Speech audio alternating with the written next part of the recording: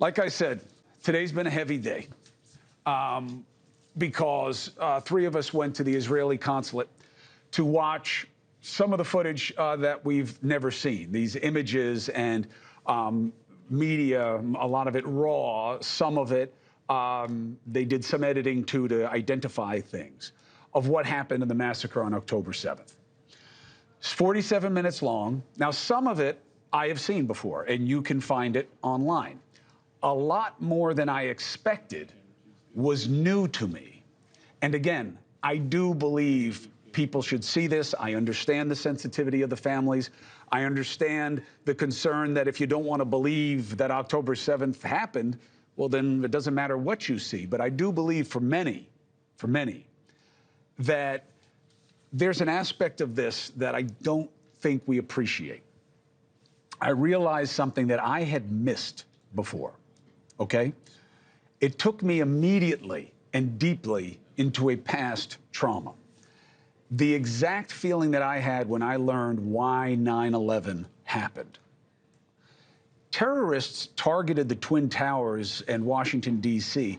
to take out the great symbols that represent America. The method was not madness. They were sane. They were just evil. But the method was a message. Their unholy efforts triggered what Americans feared most. Terrorists robbing us of who and what we are about at home. And so they got what they asked for. The wrath of a people united in a common fear and concern that it is us or it is them. Existential. We went after those who took credit where we could, used warplanes, drones, missiles, every kind of weapon and warrior we have to kill active enemies, those who hid, the complicit, the sympathetic, and sometimes, even often at points, the innocent. That's the truth. And if there had been social media then, I don't know how public opinion at home would have been different. But the fact that they hit us where it hurt, that's what mattered most. So, if an enemy wanted to make sure that Israel would come for them, the message would be, we're going to take children, women, innocents, and more, tie them up, and burn them alive, just like the Holocaust. The ultimate fear of what the world can bring the Jews' way. When a decision is made that Jews are less than human and treated that way in words and deeds, I now know that is exactly the message Hamas sent on purpose, at scale. And I was not aware of that before. I had seen that bodies had been burned, but I did not understand or appreciate how intentional the effort was. They did it methodically. You hear it in the voices, the commands, the ease, the excitement of finding and mutilating victims, being told, let them play with it. Merely murdering innocents was the least of it. Of course, you see that, and you can see that anywhere in the world these days.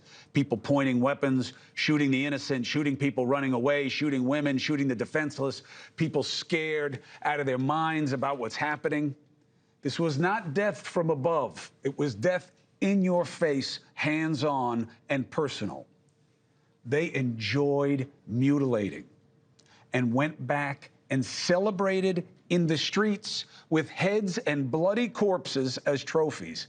This was absolute genocide. That is a word that people are misapplying, and this is where it does apply. Even more important to the terrorists, apparently, was what they left behind. Charred reminders of a Holocaust. The obvious desire to see as many Jews utterly destroyed as possible. Families melted together on purpose. And yes, there are women, dead, bloody groins, twisted, disfigured legs. The IDF says this is not a morbid coincidence. It's a part of a pattern of rape and torture. 47 minutes is just a fraction of the dead, but it is overwhelming that Hamas wanted war. This was not the irrepressible angst of the desperate who want freedom, who want better, nor certainly want anything approximating peace. They wanted the Jews to know that they want them to burn again. And it makes it clear that Israel, here's why it matters. I now understand better what is fueling Israel. This is not tit for tat. This is not you did to us and now might will make right. They are fueled by the deepest fears of genocide because those fears are real. I am not trying to erase or in any way mitigate the massive death toll of civilians in Gaza or diminish the obvious need for the violence to stop. If anything, after seeing this video today, there is an increased urgency to avoid what could still come because this could get much worse. When people have been given reason to believe it is you or them, they are capable of anything. And while people are moved to absolute outrage by what they see, I'm telling you, Israel is doing far less than it could. It is easy to say, stop. I'm saying it. Everybody's saying it. It is very hard to say how. Why? Because seeing what the terror group in charge of Palestine did to the Jews and has promised to do again, how do you ask Israel to risk being vulnerable to those who do not honor agreements and have made it very clear they don't want peace? They want to burn and kill the Jews. That's why it's so hurtful and people are so hair-trigger when people say things in protests here in America that maybe they don't mean that way. Maybe they don't see that context. But the people on the other side of the propaganda do. The suggestion, well, here's what you do. You stop bombing, use commandos. How does that not suggest to Israel, you have to do this in a way that Hamas can kill more of you? You have to reduce your advantage. All right, but you also have to stop bombing because aid has to get in. Will Hamas allow it in? Oh, yes, they have. That's not the sum total of the reports that we get. They have not let aid organizations get in to see the hostages and to help them. And they have a history of diverting and taking aid that was meant for others and other things. It's not about numbers. It is about Israel being shown its worst fears can be realized because they were.